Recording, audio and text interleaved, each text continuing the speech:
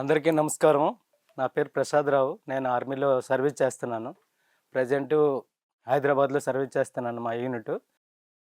Army తరపు నుంచి నేను 'జై జవాన్ జై కిసాన్' అనే ప్రోగ్రామ్‌కి వచ్చాను. ఈ ప్రోగ్రామ్ 4 నెలల కోర్సు. ఈ కోర్సులో నేను చాలా వరకు నేర్చుకున్నాను. ఫస్ట్ ఏంటంటే వ్యవసాయం ఎలా చేయాలి? వ్యవసాయాన్ని ఏ విధంగా మార్పిడి తేవాలి వ్యవసాయంలో? ఫస్ట్ కెమికల్స్, యూరియా, డీఏపీ ఇవన్నీ ఎక్కువ యూజ్ చేసేవారు.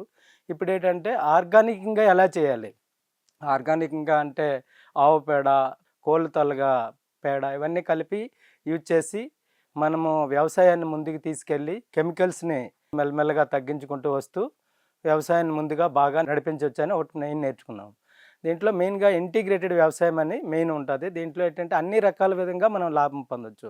ఫస్ట్ ఏంటంటే మనము ఒక 5 ఎకరాల పొలం తీసుకొని ఫస్ట్‌గా వ్యవసాయం స్టార్ట్ చేసి ఒక 2 ఎకరాల్లో వ్యవసాయం చేస్తూ కాయగూరలు, పూలు అన్ని రకాల పంటలు గట్రా వేసుకుంటూ దాంతో పాటు ఒక 10, 20 ఆవులకి స్టార్ట్ చేసి డైరీ ఫార్మ్ కూడా స్టార్ట్ చేయొచ్చు. డైరీ ఫార్మ్‌లో కూడా కొంత అమౌంట్ మనం సంపాదించొచ్చు.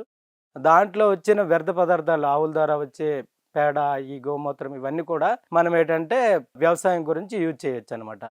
అలాగే డైరీ ఫార్మ్ తర్వాత ఇంకా దాంట్లో మెల్లమెల్లగా ఇంప్రూవ్‌మెంట్ అయిన తర్వాత దాని పక్కన ఒక కోళ్ల ఫార్మ్ కూడా పెట్టుకోవచ్చు. అలాగా ప్రతి ఒక్కటి కూడా అలా మనం చేసుకొని ఏ విధంగా మనం డెవలప్ అవ్వాలనే విధానికి మెయిన్ అనమాట.